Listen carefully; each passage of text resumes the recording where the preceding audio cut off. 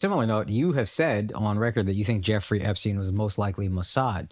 Yeah, so the Epstein thing is really interesting because I don't spend a lot of time digging into the topics that I didn't care that much about it until the list disappeared. Now, this is crazy. Yeah, so it's funny because I actually had a conversation with another intelligent friend of mine where we who had federal background, and we were talking about what could have happened here. Like, how does this play out the way that it plays out? How does somebody who is accused of such heinous crimes, who's already in custody, and then who was part of a campaign promise, how does it still get covered up? How does it still get redacted from public purview?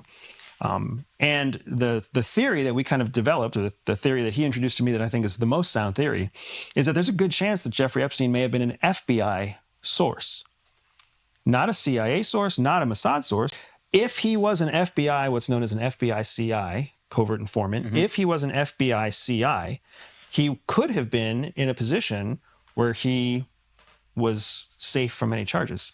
Instead, he was reporting to FBI the more egregious criminal activity of all the clients that he was supporting, the people whose bank accounts he was moving and building, the people whose abuses he was building, the foreigners who were coming to his parties. Like, he could have been a pretty incredible source of information, not to CIA, because CIA doesn't work that way, but he could have worked with FBI and been given protection. You see how that sounds like you still work for CIA, right? The CIA can't work with an American citizen without going through the FBI to get there. Okay. It has to do with authorities. Okay. Yeah, we would do all sorts of horrible shit.